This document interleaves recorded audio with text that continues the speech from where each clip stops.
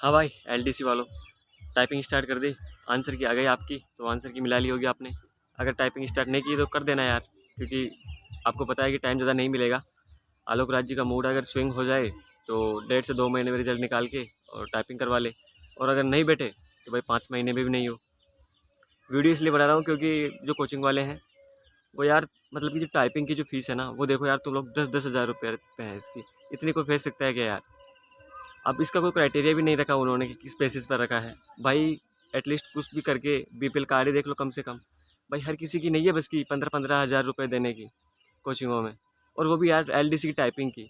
अब बोल रहे हैं कि टाइपिंग कर लो, काम आएगी आगे। अरे भाई आगे हम लोग सीटी की तैयारी करेंगे, हमको नहीं है इससे काम, टाइपिंग से काम नहीं है हमको। भाई जैसे ही आंसर की आई, इन्होंने क्या किया कि तो एलडीसी की टाइपिंग थी, उस पर पहले 10 हज़ार थी, अब इन्होंने 2-3 हज़ार रुपये बढ़ा दी, 15 हज़ार रुपये कर दी। इनको पता है कि गिनी चुनी कोचिंग है टाइपिंग की, एक तो जयपुर में है और बाकी डिस्ट्रिक्ट में थोड़ी सो।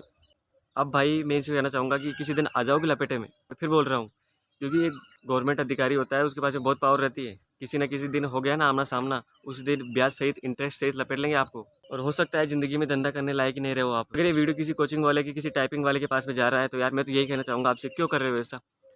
भाई ज़्यादा भी नहीं तो बीपीएल कार्ड देख ही लो कि भाई कौन आर्थिक है, कौन कमज़ोर है। भाई किसी के फादर नहीं है, किसी की मदर नहीं है, और कोई भाई खुद ही यहाँ पे काम कर रहा है, कोई मजदूरी कर रहा है, फिर भी पैसे इकट्ठे कर रहा है। तो ऐसा नहीं है यार।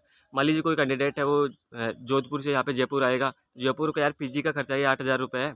अगर मान लीजिए टाइपिंग थोड़ी डिले हो जाती है तो 4 से 5 महीने का उसका खर्चा हो गया 40 हज़ार रुपये, तो उसका रहने खाने का।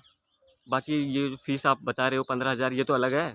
अरे यार टाइपिंग स्किल हर चीज़ किसी को नहीं चाहिए होती है। हमको एग्ज़ाम क्रैक करना है। हमारा टारगेट ये नहीं है कि हम लोग यहाँ पे RSCT वगैरह की दुकान खोलें, या फिर हम लोग टाइपिंग की दुकान खोलें आगे। शायद आपको पता नहीं है, हम लोग जेनजी हैं, और जेनजी की पावर तो आप लोगों को बेशक पता होनी चाहिए।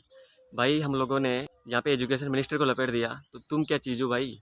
भाई ये कोचिंग वाले जितना माहौल को फ़ायदा उठाना जानते हैं ना, उतना कोई नहीं जानता, क्योंकि इनको पता है कि पैसे कैसे निकालने हैं। इन्होंने कोई भी मानक चीज़ तय नहीं कर रखी, ना ही कोई, मतलब कि टाइपिंग वगैरह में भी हिंदी इंग्लिश की कोई अलग से, मतलब कि क्राइटेरिया नहीं है किस हिसाब से।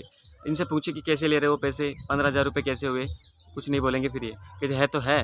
कुछ स्टूडेंट तो ऐसे होते हैं जो आरएस की कोचिंग के लिए फ़ीस भी जमा करा देते हैं, बड़ी बड़ी कोचिंगों में फ़ीस जमा करा देते हैं, और फीस जमा करा दी, बट क्या हुआ कि 3 साल का कोर्स था, उसने 2 साल ही किया। मान लीजिए कोई परिस्थिति रही होगी उसकी कुछ ऐसी, तो उसको क्या है, जाना पड़ा घर। तो भाई ये लोग क्या करते हैं, कोच फीस है ना उसकी, जो 1 साल की बची है, उसको रिफंड नहीं करते हैं। भाई ये बहुत ही गलत चीज़ है। भाई अभी 5-7 दिन पहले तो इन कोचिंगों की जो फीस थी ना टाइपिंग की, ये 8-9 हज़ार थी।